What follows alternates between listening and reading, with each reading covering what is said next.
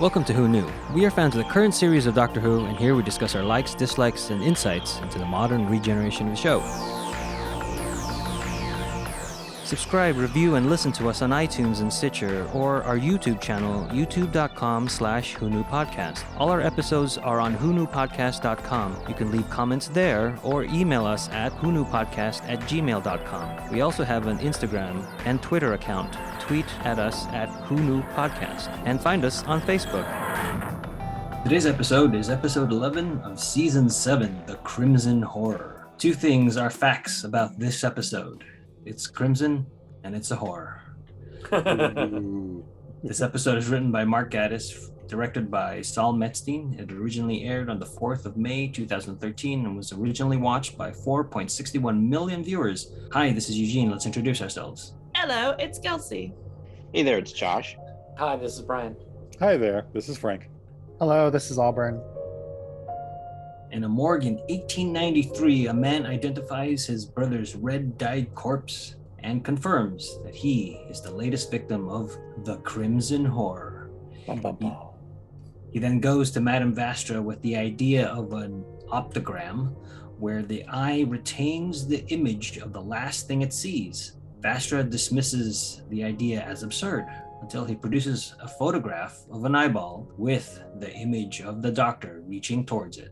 Vastra and her gang investigate Sweetville, a place that only recruits the best and the brightest, and is decided that Jenny will pose as a new recruit. At the recruitment meeting, Mrs. Gillyflower is sermonizing about moral decay and shows the crowd her own daughter Ada, who was blinded by Gillyflower's late husband. She preaches about her different path, with Sweetville as a shining city on the hill. Jenny humbly signs up. The plan is to uncover its darkest secret and find the Doctor. Vastra gets evidence that the Crimson Horror existed in her time 65 million years ago. At Sweetville, Ada brings dinner to something locked in a room. Later, she is having dinner with her mother and asks if Mr. Sweet will be joining them. Mrs. Gillyflower says Mr. Sweet is tired. When no one can see her, she drops salt under the top of her dress. Well, that's my comment. Well, the date and the locator are on the building as if it's part of the building instead of like superimposed as a... Yeah, you can miss part. it easily. Yeah. Is Jenny is she a time traveler or is she of that Victorian time? She's of that time. I want to say over that time. And the last time we saw the Paternoster Gang was in The Snowman. Okay. I also think, what's the lizard lady's name? Madame Vastra. Okay, that is what I was going to say. I also think with Madame Vastra, for someone who is purposely covering her face with a veil, she sure unveils herself pretty darn often. Right. But only for dramatic purpose. Yeah, only for dramatic purpose, exactly. At the right moment. I don't know if anybody else noticed this, but on Ada's eyes, you can tell those are contact lenses because you can see like mesh in the pupil parts. We're just watching it on bigger screens. That's what I thought at first, but like they never went to it. And that's why I think it was a mesh instead of purposeful, like a honeycomb. Mm-hmm. I like Strax in that he thought he'd be the one to go undercover. Of course I'll go. It was done well. Okay, I don't like their dynamic all that much in some of it, because I think they play him too much of a fool, but this one I thought worked well when he's, yeah, of course I'm going to be the one who goes. I'm the one who's going to do the strategy. I like how part of the plan was to find the Doctor, and the plan to find the Doctor was to run past, keep out signs, ignore signs of danger, go where things are the worst. It's like, oh, business as usual. Right. And what did you call them? The Pontifer Gang? Paternoster, the Our Father Gang. Oh, okay. Was that from the last episode we saw them in? I don't remember them having a name. They don't mention it themselves, but that is what they are referred to because of where the mansion is located. It's on a short prequel video, and there's like this narrator, and the narrator does say the Paternoster Gang. It's Latin for Our Father. Okay. Well, I like the Paternoster Gang. I think I've said that before. So I really enjoyed the beginning of this episode and starting with them and You don't see the Doctor.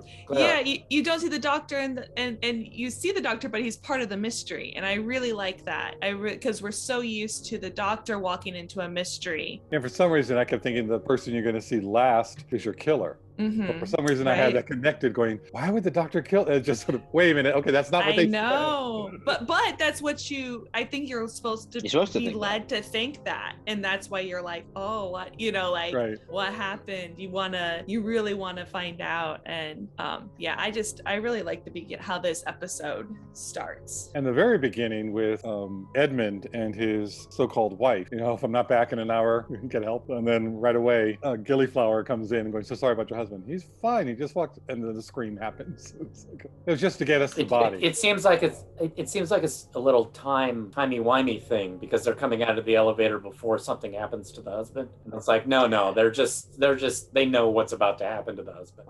Well, also too, that's the hallway Jenny goes down later. So you think, oh no, she's going where that guy went. And much like the last episode, I enjoyed this cold open. It ends right where it should. Yeah. To keep us going. It's a really good mystery. And at the time, I remember seeing Diana Rigg. I'm really being happy that she was in this. Yeah. I didn't recognize her.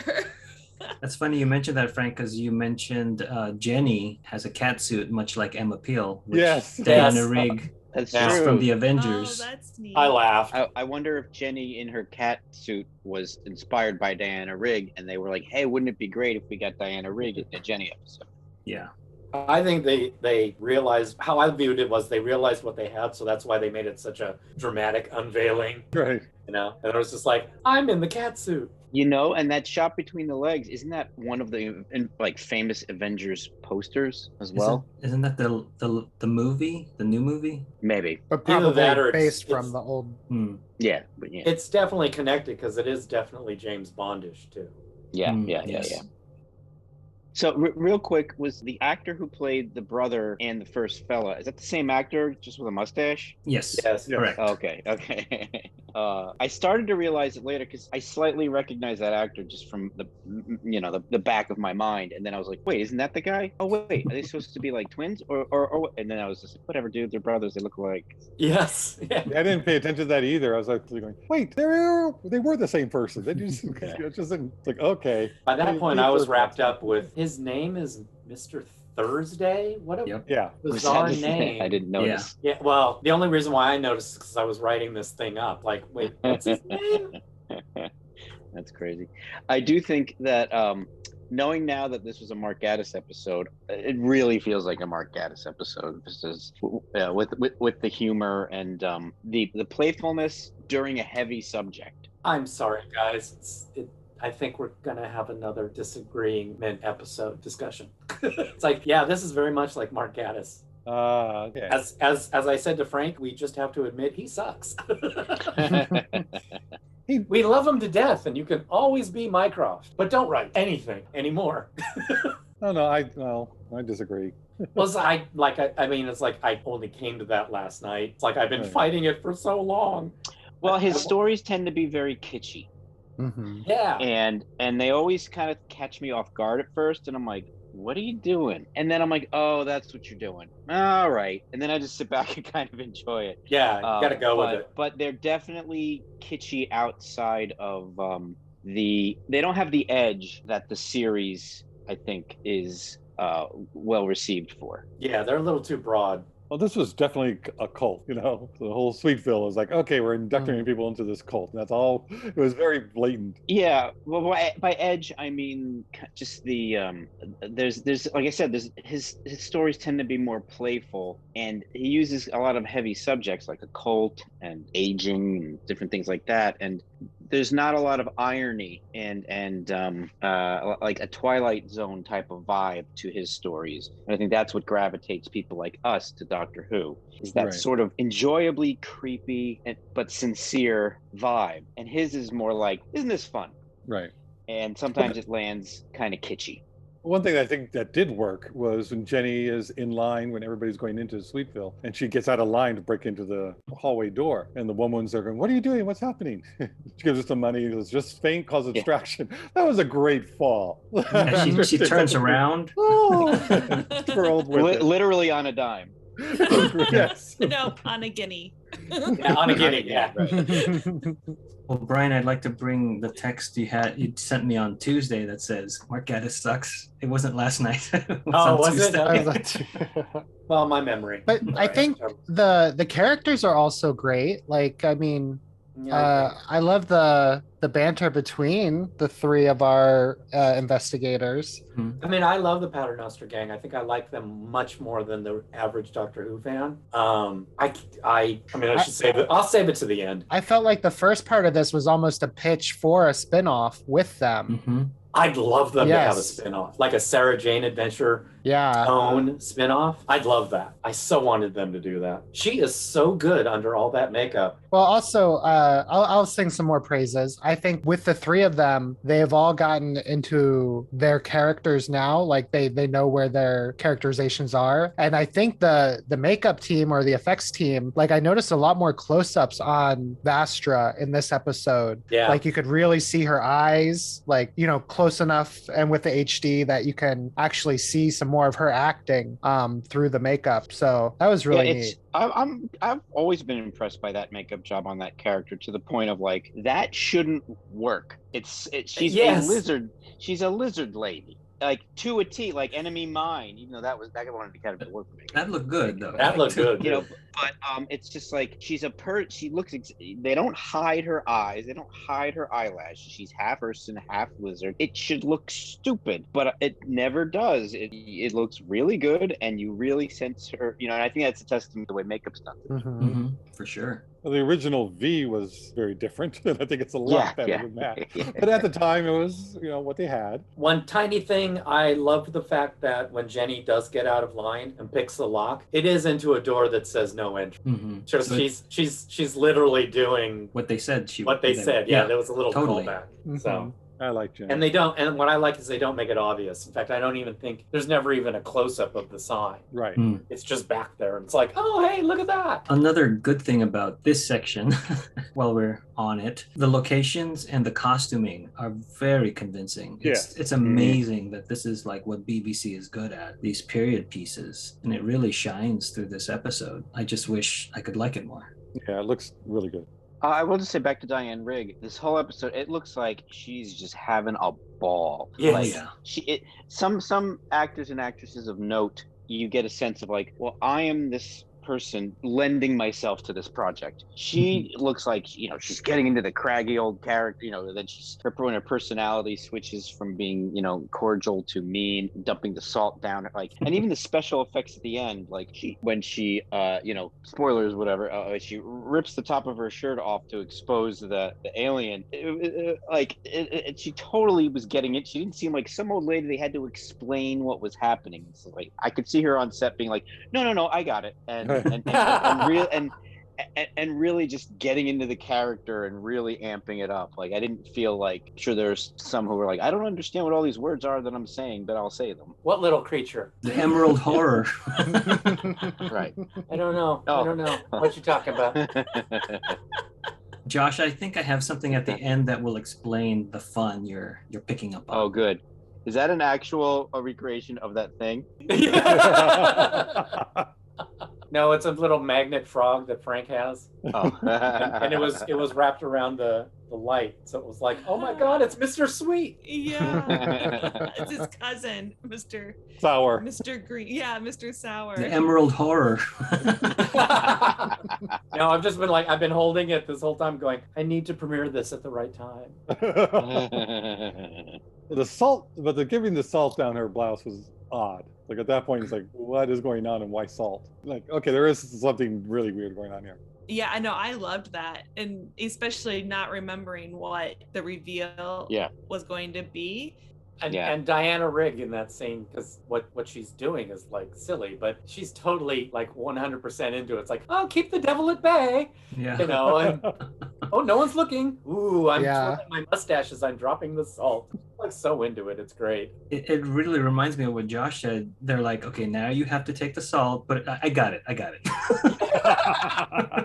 I don't know if it helps, but it definitely makes it more imposing that most of the time around her, everyone else is just like silent and wooden, like all of their entourage of people, like, so it just amplifies everything that she's doing by putting those, I guess they're not zombies, I guess they're cult members behind her, around her. They're almost like drones. They're just background set dressing, really. What is it? The attack of the supermodel? Yeah, at the end, yeah. Well, I mean, I assume we'll talk about it, but that starts to bring up, this episode has a heavy agenda of xenophilia. Is that the right word? Or no, that's wrong. Xenophobia. Yeah, no, she doesn't love it. She hates it. of xenophobia and like, the superhuman and all that stuff like that. So. Tiny little quibble. I'm sure they had to do it because of the camera angles and the blocking, but she does throw the salt over the wrong shoulder. But, that's just a quibble. Oh, yeah, she does it over her right shoulder. Yeah, right. She does it over right. Shoulder. You go to the left. Because that's the devil sits on your left shoulder and the angel sits on your right. I'll have to check later when I'm in conflict about something. Jenny discovers the locked room containing the prisoner Ada has been feeding. Inside, she finds the doctor, who is covered by the crimson horror, in pain and unable to speak. Jenny grabs his clothes and leads him out. To avoid being noticed by Ada, they go into the red-lit room. There, they see prisoners being dropped into a giant vat of crimson horror. At the same time, Ada discovers that her prisoner has escaped. The doctor has Jenny put him into a conversion room with his clothes and his sonic. A zap or two later, the doctor emerges as his old self again. They must stop Mrs. Gillyflower and find Clara. Clara? Jenny asks, confused. But Clara's dead. Long story, but he'll keep it short. It's wibbly-wobbly in Yorkshire, 1893. Edmund meets the doctor and Clara. Mrs. Gillyflower is a chemist and has built a factory where no one comes out. Optograms are possible if the body is massively corrupted. A victim has an image of a person in their eye. Crimson horror is a poisonous venom. The doctor and Clara are reunited. Mr. Sweet is Mrs. Gillyflower's secret partner. They are dumped into the vat. Clara is in a trance, preserved for some purpose. The red-skinned doctor is a rejected test subject. He is alive, and Ada locks him away. Later, Edmund runs screaming into the doctor's room and dies, with the image of the doctor trying to reach him imprinted on his eye. And scene. Now, did any of you guys notice the difference in the photo, in the picture of the doctor? It was slightly different. I feel like the one that was in the dark room that they developed was the same image that they use in the main title of the doctor, like his profile pic, which is not the same as his gnarled crimson horror. Well, it's sort of the same as the second one. It's just less threatening. It looks more like surprise, like maybe he's reaching out for like, oh, maybe I can help you, and then later on you see it's like, oh, it's exaggerated. But someone with a discerning eye is gonna see it's a different picture. I did enjoy the sepia tone flashback. That was that was really a lot of fun, nice. with the brevity that it was told, just like Brian read it. Yeah, and the music totally fit with that tone that they were going for. It was a fun way to do all the exposition. Yeah. It was a fun little thing, but Eugene, did you have the same reaction I did, going, oh my God, every time this show gets delivered, the client's going to reject it, saying that it's out of focus and glitchy. You just know every single time client's going to come back, oh, this is all messed up. Like, nope, it was meant to be like that. Creative intent, accept as is, and don't be stupid. I mean, other than the music, the film grain, film dust, and the jitteriness, the iris was a little blurred around the edges to give us more of that old-timey hand-cranked quality. Yeah. I like that as well. Just nice touches. I really enjoyed it.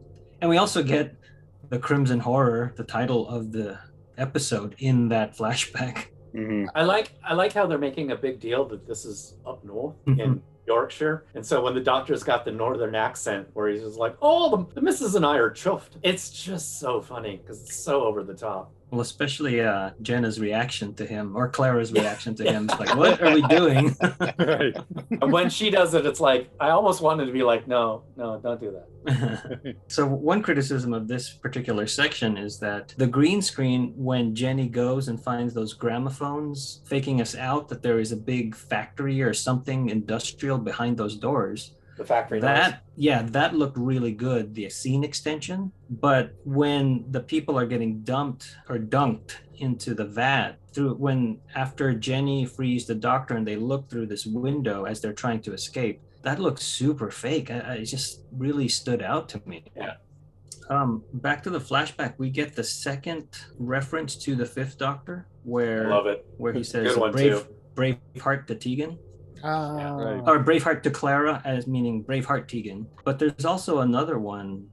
Does he call her Tegan? No. Huh? No. But he just says Braveheart. Okay. But I'm used to it being Braveheart Tegan or whoever. Yeah. And then the other one was that the Doctor mentions that the TARDIS used to be worse about landing in intended destinations, saying that long time trying to get a gobby Australian to Heathrow Airport. That's the one I was thinking. And that's Tegan. Yes. That was her whole arc. She was a flight attendant and then got snatched up with the Fifth Doctor and then was trying to get back ever since. I did like that Vastra was right, even though she was wrong. It worked out well. That the whole idea of the image being on the eye, that's not right. That's not science. That's not it. But then it's explained, if the chemical composition of the body has been so corrupted, then it'll hold that image, which was like, okay, there's a reason why it's doing it on this. Yeah. So I like that. I thought the exact same thing. I was like, that just isn't physically possible, but suspension of disbelief. And then they came up with that, and I was like, oh, all right. Thank you. Right? It's like, you wrote the line that let us accept it. Yes. Exactly. Yeah, this and one that's they what did. you all are always asking for. Yeah. Exactly. It was great. Exactly. It was perfect. So that's all you need to do. When they don't do it, we point it out, but when they do it, we also point it out. We'll give them credit. A thing that was improv was when the Doctor came out of the conversion chamber and is all doctory with full of energy. Oh yeah, very doctory. He dips Jenny, kisses her, and that was improv by Matt Smith. He said we should do this. And then he told Jenny, slap me, and she really slapped him and left a mark. Nice. Good for her. Yeah. I think it goes to Brian's earlier point. Mark Gaddis sucks. I liked that. Oh, because he didn't come up with. That's what I'm saying. Yeah. Okay. Yeah. I got you. I kept thinking how Jenny would be thinking, how dare you? I'm a married woman. Mm-hmm. Even from the guy that's not the character that it's, I guess, happening to, and not the writer, whatever. Also, the whole Frankenstein reference. Mm-hmm. You know, but I also got it with the blind caretaker. Mm-hmm. Yeah, so I like the mystery of the monster. Having it be the Doctor was even better. Like, and then getting that Frank, the way he's walking and everything, and yeah, I like. And I really like the sound effects too. That he would creak, like hardened leather. Oh, I looked this up, and the superstition of the eye retaining the last image was referenced in the Fourth Doctor episode or story that we've done with the Weirn in the Ark in Space. Oh, yeah, that's right. Yeah. I did like how he said, was it, I don't think it was Jenny. I don't think he'd gotten Clara back yet. But he was like, do you know the Romani superstition about the image? And it was like, oh, good. He said Romani because that's gypsies. Yes. Right. But that's not a good, that's bad. So call them what they are, which is the Romani. It's like, oh, well done. I'll give Gaddis credit for that one.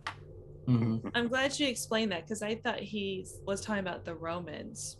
Oh, the subtitles helped on that one.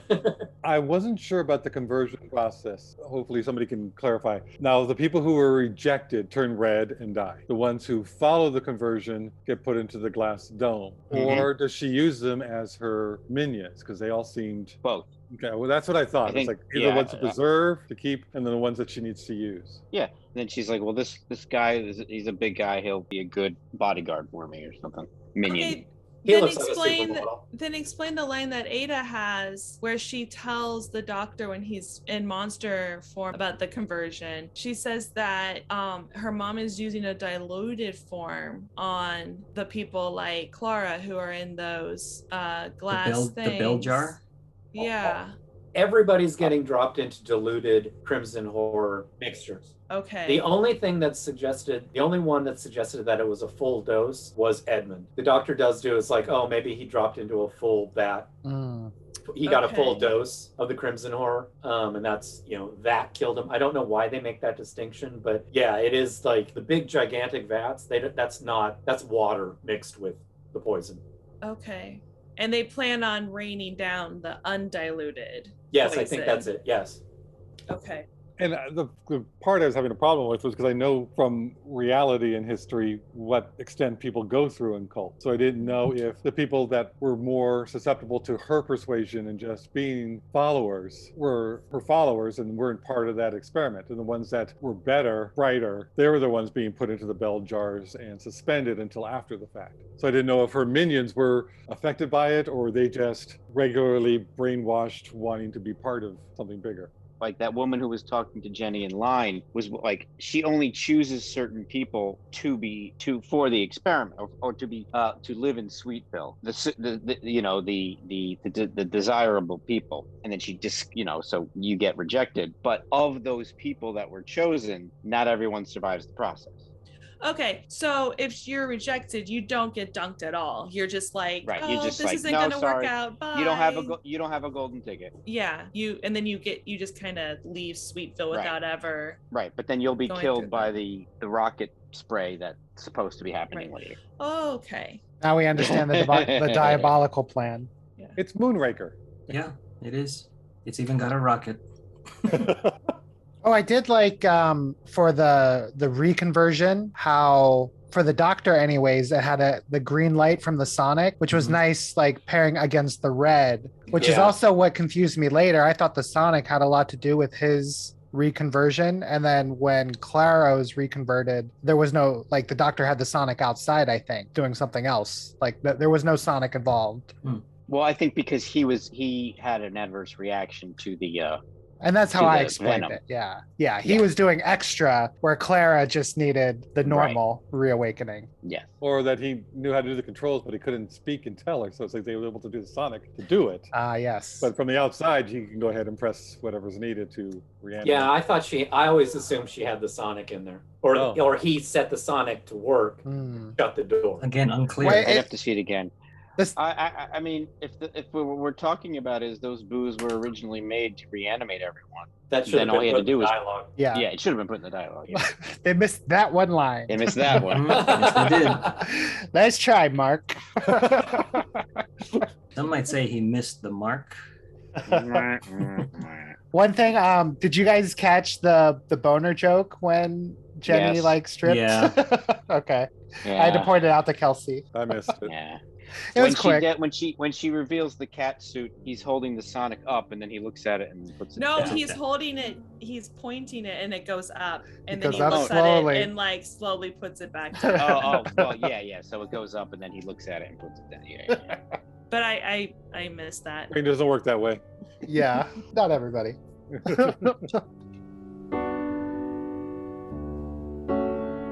The Doctor and Jenny discover the preserved Clara in a giant bell jar displayed in a living room and take her to a conversion room.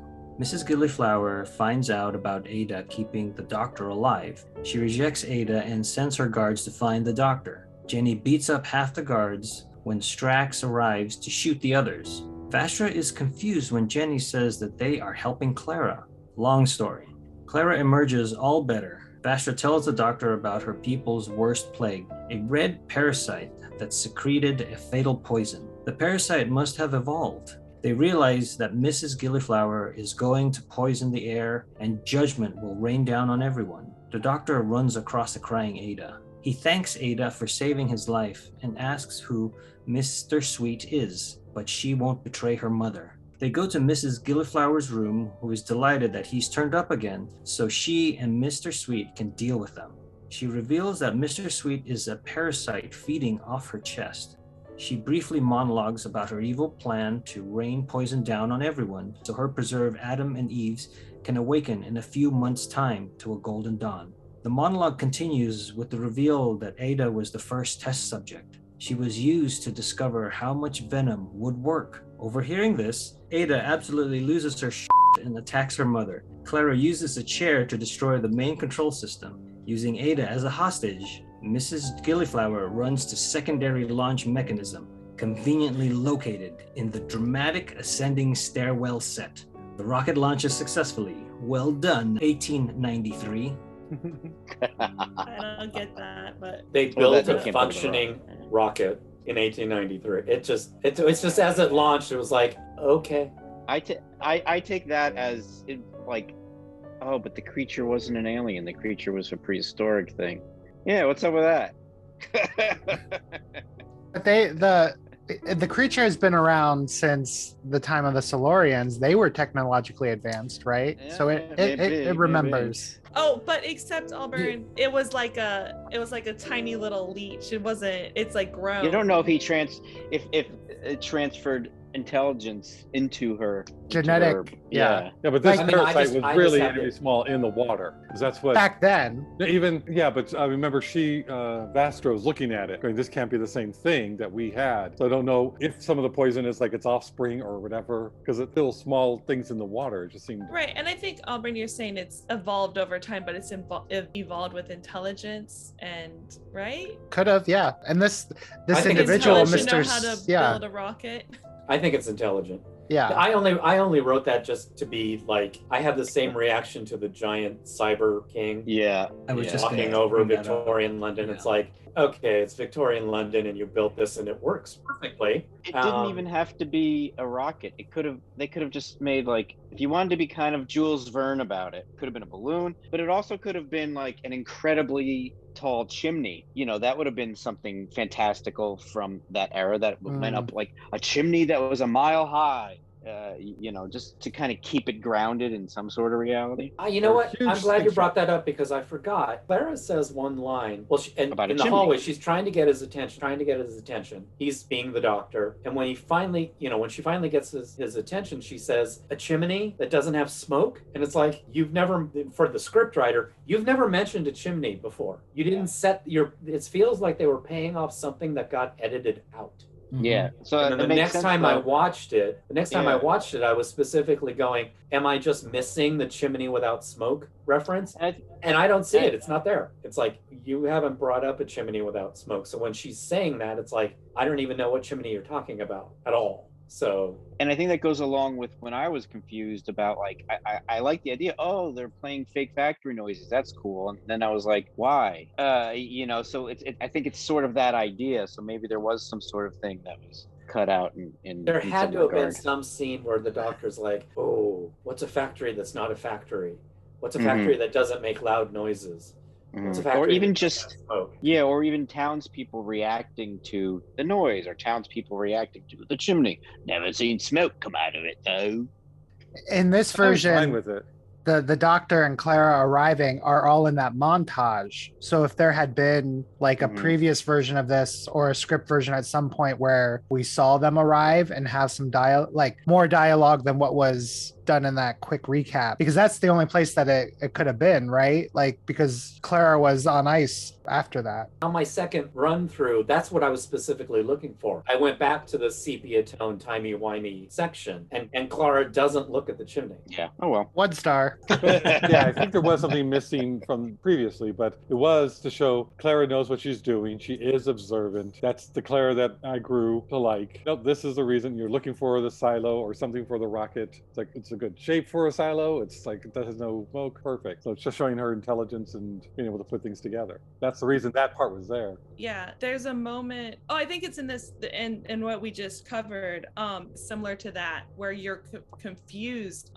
When Clara destroys the organ type thing with the chair, we after she does that, we go outside to Strax and the kid, and Strax gives the kid a knowing nod, and then walks towards the chimney. And on first viewing, I was like, wait, how would Strax know what just happened inside? What I realized on the second viewing, I was like, oh, he's about to climb that chimney. And so the knowing nod that he gives to the kid is like, I'm gonna go climb this chimney.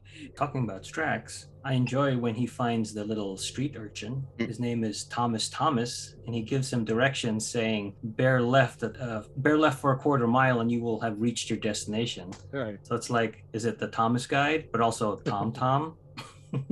Oh, I bet you it is. I was trying to find things I liked about this episode. It went right over my head, so I didn't even mind it. He picks up this child GPS. I think they were no sense. It's just, oh my, wow. I mean, it's, to me, it was just like, we're moving into the, I'm getting angry at this terrible episode when the Tom shows up. I think they were filling out the cast for the spinoff. They needed the kid in the spinoff series. Was the kid cousin Oliver? Yeah, he was going to be like he was going to be the quirky kid that gives directions in the series every episode. What I also did like about that, and I never picked up on this, was that Strax is wearing his Centauran armor underneath his cloak. Yes, he is. So he was battle ready. I really did enjoy that. I liked Strax with the horse. That was very good. I laughed at that. The fourth one this week, that's a good joke. Yes. And then when Strax came in, he said Santar Ho. And then Santar Ha. Santar Ha. I was ready to kick butt. That was good. I like the scene with Vastra where she's like, okay, you're a little too worked up right now. You need to go outside. Oh, I don't want you. No. Well, her line is, have you been eating those sherbet jelly fancies again? And his look is just like, no. Did you see, did you notice Jenny's look? Jenny's face is really like, we know you did it. That was such a comedic exit because like in theaters or theater plays, if you make a dramatic exit, it's short. But if you make a long exit, it's comedic. Mm-hmm. So I like that they kept it on him as he's walking away from the camera. Mm-hmm. Did like Diana Rigg when she asks the doctor, what are these? And it's her hands. The wrong hands. Yeah. That was such a great line. Deliciously evil.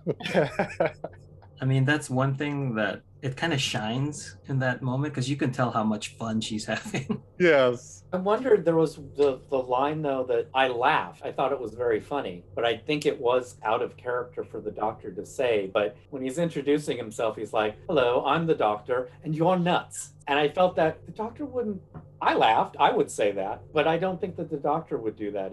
It's a bit rude. I think this doctor would. I bought it. And earlier in the thing when he actually does the whistle and whirling his finger around like, she crazy. It's just like, would the doctor do that? I mean, you could make an argument for it, but it does kind of just stand out for me. Would the doctor actually use the twirly finger?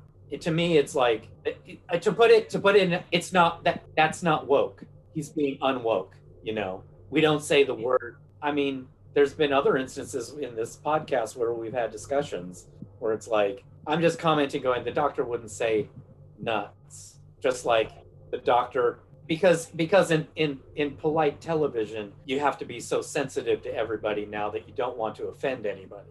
And so there's a part of me that thinks nuts is a word that, like you could just see like therapists just being like, you don't say that term. You're going to trigger somebody. It actually felt a little British to me in the way that obviously some other derogatory terms aren't as harsh in Britain, but also on Doctor Who, the doctor would tell people to shut up a lot, and then come to find out like shut up is more like a quiet you, in Britain compared to here. Things like that. There's some sharp words in that regard that to us they're sharp in today's society, but in Britain they're not. That's what it felt like to me. Yeah, the thing that I was going to say is I like what you're saying, Brian. I agree with you that it's not, the term nuts shouldn't have been used. But I will say that I feel like after he said that, it almost gave Diana Rigg the permission to become so crazy. And it's almost like it's not so much the doctor was like calling her, you belong in an insane asylum, more of like, you've been feeding off of this creature's nectar for so long that you have genuinely gone insane and you are not perceiving reality the way that reality is. And your decision to like wipe out humanity is insane. Like, he didn't call her crazy. He called her nuts.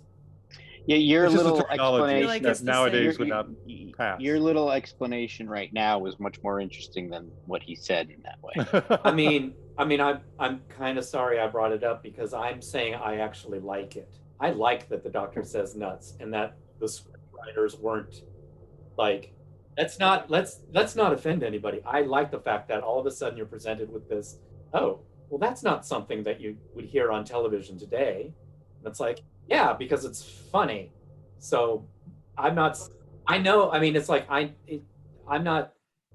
I know why he's saying it. It makes sense in context of the story. But it's like, it's like, I'm the Doctor and you're a bitch. They wouldn't write that, but that's what I'm comparing this to. It's like, I'm surprised that they had him say the word nuts. It's like, I'm the Doctor and you're mad. That would be British. Or I'm the Doctor and you need to get some help. I only learned a couple years ago we're not supposed to say gypsy. Exactly. So why didn't they, it's like, my thing is, this is the same example. They said Romani instead of gypsy. That was nice. They were being politically correct. I don't think calling somebody nuts in a Doctor Who kids show is politically correct. Yeah. I'm surprised they did it, but I am very proud of them. I'm glad by the time we can't say almost everything, I'll be dead. Oh, no, it's going to happen in about 3 weeks. Well, then... Yeah, well, like you said. No. Yeah. Brian, I think some of it might be like when I get a list of words to avoid from a network, it is a list, that lawyers have gone over. Yeah. So if nuts wasn't on the list that they had at the time, but Romani was the preferred, get the old things and the preferred new things. And it just depends on what's on the list when. I've had those lists at work too, and they're so much fun to read. Yeah. And some of it you're just trying to figure out going, what's wrong with that one?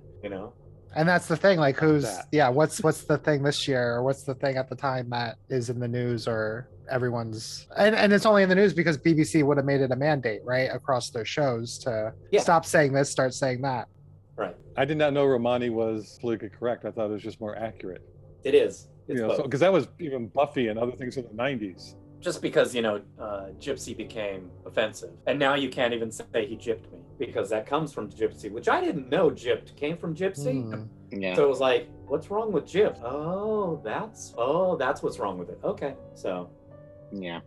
We can have this conversation. Yeah. We can have a whole other podcast. Yeah. Well, moving back to the organ that is revealed to be some sort of like control device. This isn't the first time that something like this has happened. The 10th Doctor played an organ to stop Lazarus in the Lazarus experiment, also written by Mark. Yeah, I was going to say, who wrote that one? Mm-hmm. And then the TARDIS has turned into an organ with the 6th Doctor in Attack of the Cybermen.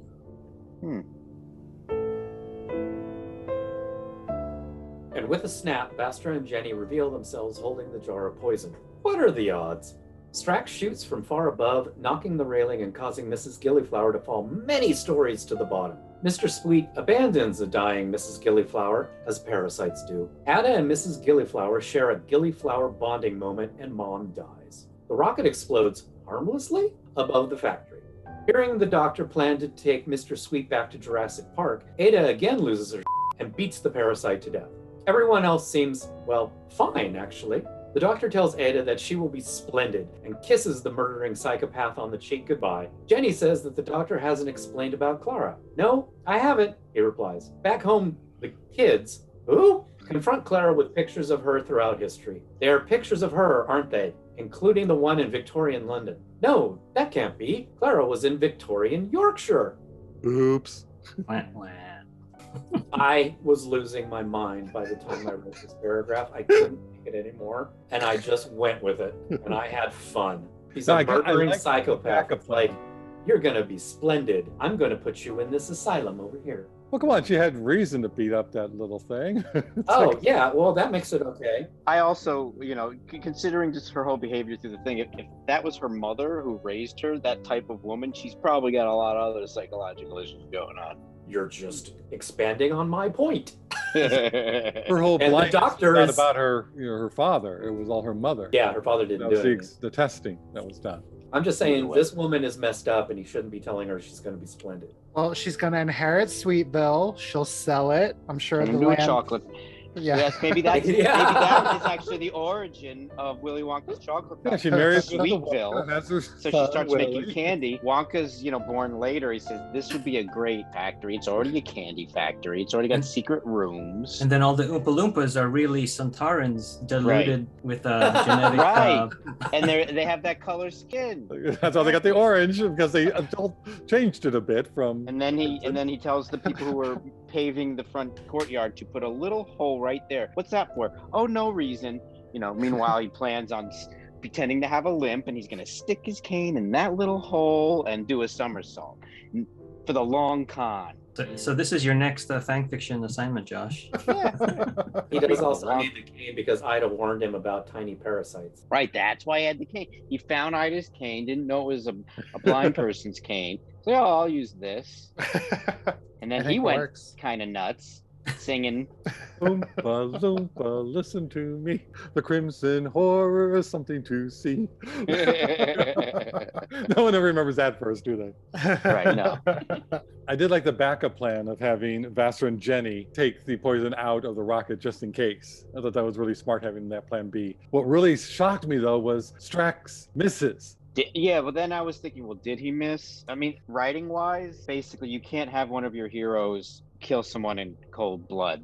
It's Strax. So, I know. That's what his whole motivation would be, that he would not miss. He's not trying to get in. It's just sort of, he completely misses.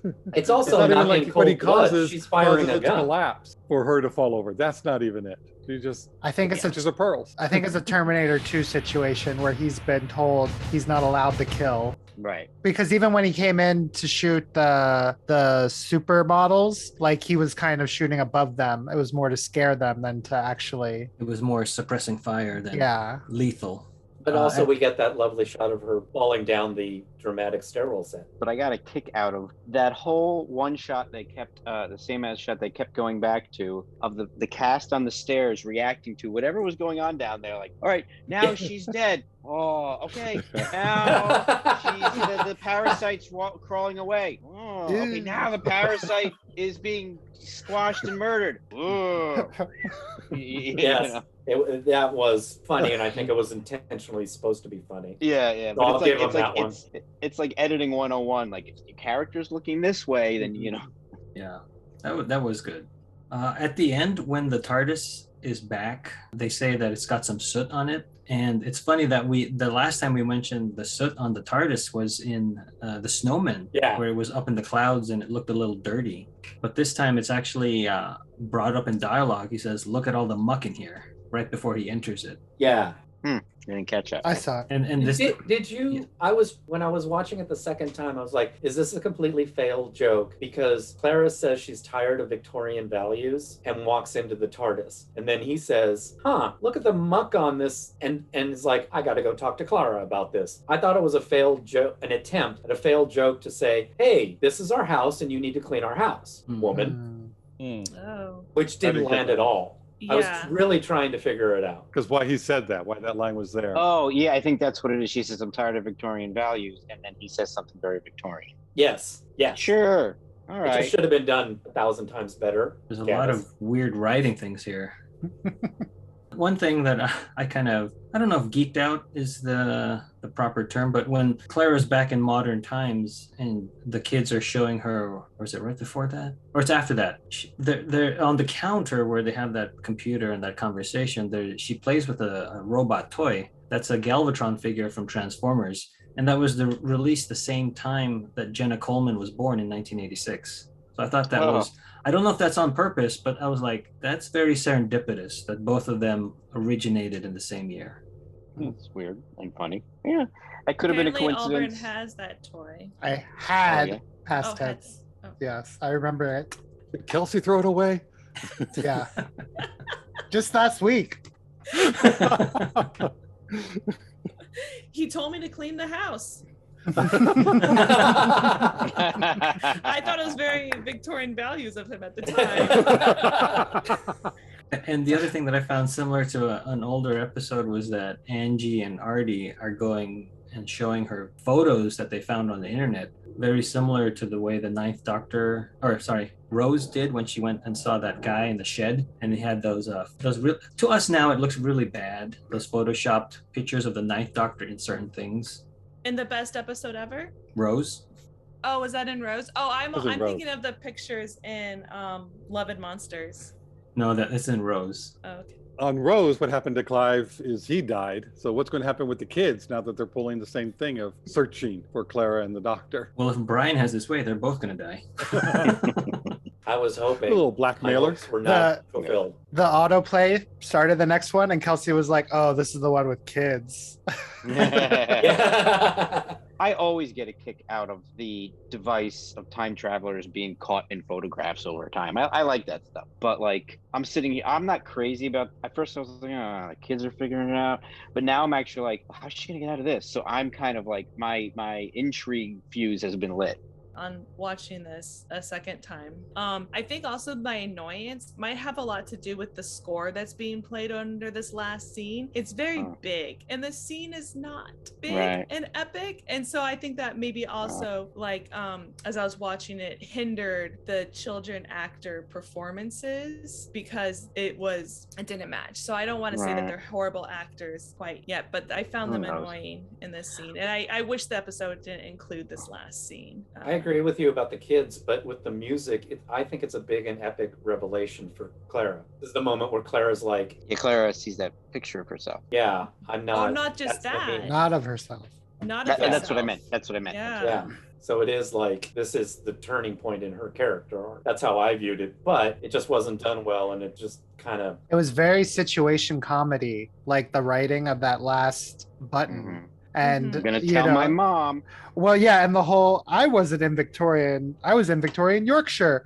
Oops. It's very not quite the realism that we're used to from Doctor Who. It feels like it's the teaser for the next episode. And it's like not?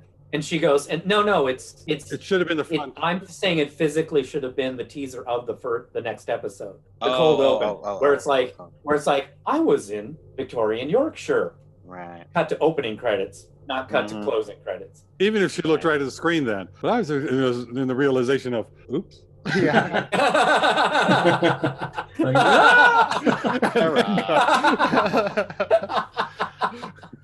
Looking at it from the Doctor's point of view, the Doctor has averted the crisis, right? Like he got to wipe Claire's memory, but now he doesn't know, but we know as the audience that she knows something's up. So, but it's like Three's Company. Yeah, that's what I mean. It's like very situation comedy. Oh my God, does that make the kids the Ropers? Yeah, there you go. Depends if you're a Roper or Furley fan, you know. Ropers all the way. So on the next episode, they go to the Regal Beagle. Yeah. In the 70s. Poor Larry. Cool. Anything else? Yeah, I think we covered it. All right. Well, as you can tell, this is the companion light episode. Yes, I do have one thing. You liar. Small thing. Too late. I don't know if you all agree this. As far as Mr. Sweet, the stupidest looking puppet that was incredibly well puppeteered. It was creepy and it did its job, but like I was like, really? But the way it was puppeteered was so lifelike, I found. And I also don't know how I feel about that. It basically seemed to be a callback to the movie Total Recall, but that's all I have. Oh yeah, Quado. we didn't mention Quado. Yeah. Or a little bit with the new Stargate series, the Goa'uld, that kind of have that same symbiotic I haven't seen worm-like spoilers. I also don't know if symbiotic would have been a vocabulary word back in Victorian time for her to say, but whatever. Well, that's just because Mr. Sweet was so smart. He was telling her what's happening. He's like, don't worry, this is called symbiosis. Well, she was really smart too, right? Before she was an engineer and a chemist. And did they say that? Yeah, they did. It was dialogue, very quick. Yeah. But, yeah. To explain how she could build a robot and make a poison. Oh, okay. She has a double PhD.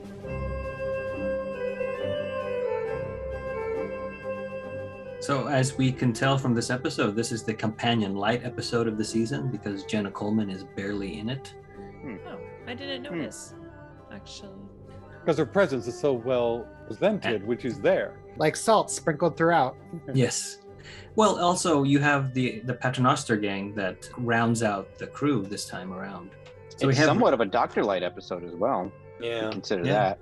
Yeah, I think this one and the previous episode, Journey to the Center of the TARDIS, if you look at them two as a whole, I think they're Doctor and Companion Light because and even Auburn, I didn't even notice when you were saying in Journey to the Center of the TARDIS, it looks like at one point Clara's got her back turned. I said that.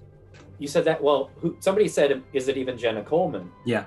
And it could not be Jenna Coleman because she's off doing other, could be the light aspect of both these episodes. Okay, yep, yeah. I agree. So we have returning Neve McIntosh as Madame Vastra, Katrin Stewart as Jenny, Yay. And Dan Starkey as Strax. Rachel Sterling plays Ada. She was the Duchess of Sutherland in The Young Victoria. Oh. Mary Jones in Salmon Fishing in the Yemen. Brendan Patricks was Edmund and Mr. Thursday. As we discussed, they are brothers. He was Evelyn Napier in Downton Abbey. Graham Turner plays Amos, the Undertaker. I enjoyed how much he was hamming up his scenes. We didn't talk about him, but yeah, he was good. He was great. He was good. Yeah, he was. I missed all of his references because they were very, very British and maybe even of that time. So I never would have gotten them, but yeah, he was really, to watch. He was really creepy. I remember like he's using his tongue as another limb. Yeah, it's great to gesticulate with. And we also didn't discuss Mr. Thursday's wonderful moment of fainting over and over again. He had to do it 3 times. The role of comedy, right? Right, Josh? The role. Yes. Yeah, 3 times. Yeah. I feel like that rule was broken in this episode because I didn't laugh. Yeah. So Graham Turner, who plays Amos, he does a lot of UK stuff. The ones that kind of stuck out to me was that he was Skinner in The Infinite Worlds of H.G. Wells. Olivia Vanal plays Effie. She's the blonde girl, the wife of Edmund in the very beginning. Michelle Tate plays Abigail. She's the girl with the teeth, as Jenny bribes her or pays her off to faint in Sweetville. Jack Oliver Hudson plays the urchin boy, or Tom Tom, as we have nicknamed him. And we previously saw Ave DeLeon Allen and Cassius Carey Johnson that play Angie and Artie in The Bells of St. John. Who are they in this show? The same. The kids. The 2 kids at the end. Oh, the kids. She's watching. And then the late Dame Diana Rigg plays Mrs. Winifred Gillyflower. She played Lady Holiday in The Great Muppet Caper, Tracy in On Her Majesty's Secret Service, Emma Peel in The Avengers, and Olenna Tyrell in Game of Thrones. Yay! She was the Duchess of Buccleuch in Victoria. And she is the mother of Rachel Sterling, who plays Ada in real life. Really? No way. This is the first time that they have worked together, and this episode was specifically written for mother and daughter. Aww. Gaddis had worked with Rachel on a play, who mentioned to him in passing that they have never appeared, meaning Diana Rigg, together in anything. So Gaddis went off and said, I'm going to tailor something for you both in Doctor Who. And so he came up with this premise. Oh, that's fun. So Josh, that explains like why Diana Rigg had so much fun and how Rachel Sterling was just so good in what she was doing because she was having fun with her mom. Mama. Oh, we didn't talk about it, but I love their final words to each other. It's so in character. See, for me, that works perfectly. You're not expecting it. You're not expecting her to say, I don't forgive you. Oh, that's a shock. And then when mom says good, it's like you're not expecting that. And then all of a sudden, because of those 2 reactions, it all is just perfect. It's so them. It's so in character. I love that part. Good job, Mark Gaddis. With credit. The story marks the 100th episode since the program's revival in 2005. Oh, wow. And Diana Rigg is credited as Dame Diana Rigg, as opposed to Sir Michael Gambon in The Christmas Carol. He was just credited as Michael Gambon. Was he a sir at that point, though? I think so. I think it's their choice. They can do it if they want. Right. So, the Crimson Horror, who is this episode good for? Or more specifically, this episode is good for who? A new viewer, a casual viewer, a fan of the show, or a diehard? I'm gonna say not quite a new viewer, but especially after recently watching Journey to the Center of the TARDIS, kind of softens this one a little bit for me. So I'll say a fan. Like, I really did enjoy it. It wasn't 100%, and I don't think it would be a good way to introduce anybody to the show. But especially if people, have a little bit of history with Vastra and Jenny and Strax, it's a fun episode. I'm also going to say fan. I do think the first time you see this, you need to see it in order. Because then you get more of the relationship of Clara and the 11th Doctor. She has some great lines and moments like, well, when he says, I've got a Sonic, well, I've got a chair. It's like, that's Clara. That's the one we love. And then he mimics that great. I got a chair, and he does through the window. It's like, and her look. So it has good moments. It's fun. If you're going to watch it again, you're going to do it as, a fan. But casually, just out of order and what this is, I think you get more out of it knowing what's coming and what's happening in the reveal of it. So for me, fan. The only time I've even remotely enjoyed this episode is this podcast when we were talking about it. I haven't watched this episode since it first aired, and I'll probably never watch it again. So I'm going to say Die Hard. I think nothing works in this episode. It has all these good pieces that get put together horribly. I'd rather watch Love and Monsters. What about Fear Her? Where do you rate it with Feared Her? I'd rather watch Fear Her. No. Yeah.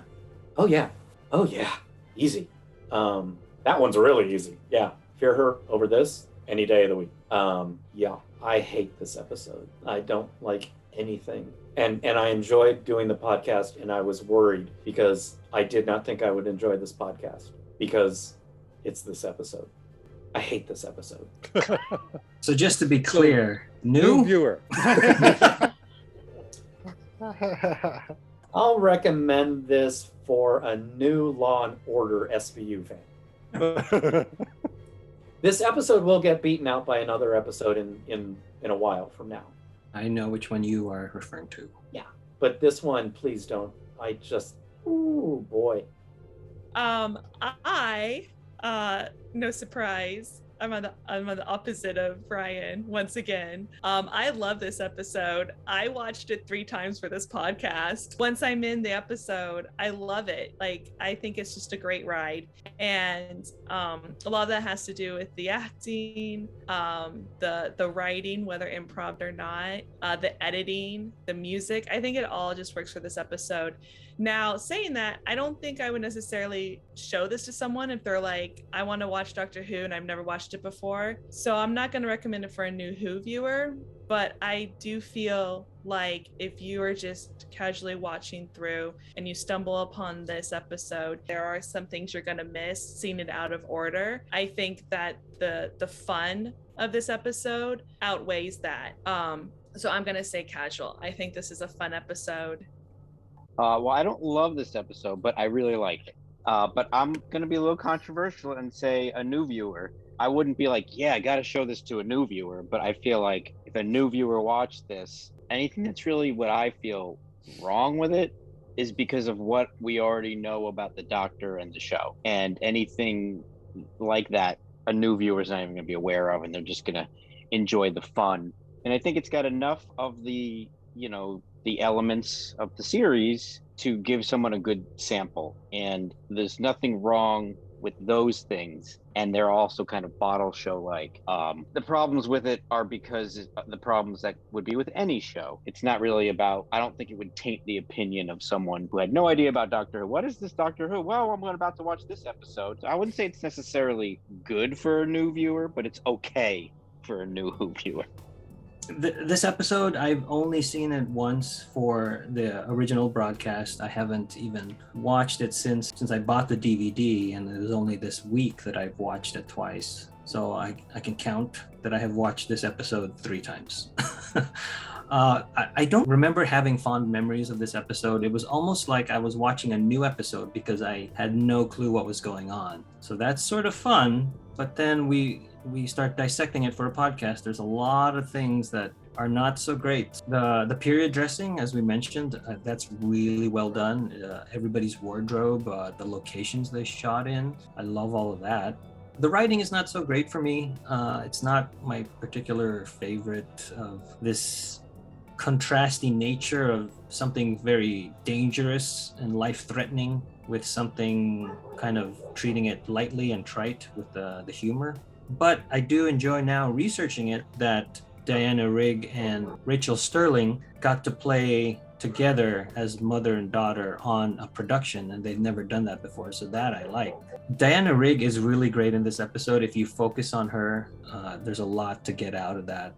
But yeah, I don't think I will watch this episode again in the near future. So I'll have to put into a fan because I was able to revisit it and pull out the things that are worth highlighting that are good.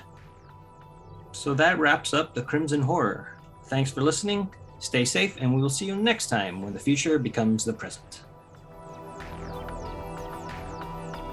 You've just listened to an episode of Who Knew? Our wonderful theme music is by Michael Grady. Find him on Facebook at The Universe Explodes. All our episodes are engineered by Auburn. You can find him at auburnbinkley.com. You can also find this show in several places. Follow us on Twitter at Who Knew Podcast. Subscribe, review, and listen to us on iTunes and Stitcher. Or our YouTube channel, youtube.com/whoknewpodcast. All our episodes are on whoknewpodcast.com. Visit our Facebook page. Please leave comments, reviews, and click like to help support Who Knew Podcast. To listen to our show on your Amazon Echo device, enable the AnyPod podcast skill. Ask AnyPod to play the Who Knew podcast. This podcast is inspired by Doctor Who, the longest-running sci-fi show in history. And especially the revival, spearheaded by Russell T. Davis. Thanks to Russell, Sydney Newman, Verity Lambert, Ron Grainer, Delia Derbyshire, and all those involved in the adventures of our favorite Time Lord. Your work continues to inspire and entertain.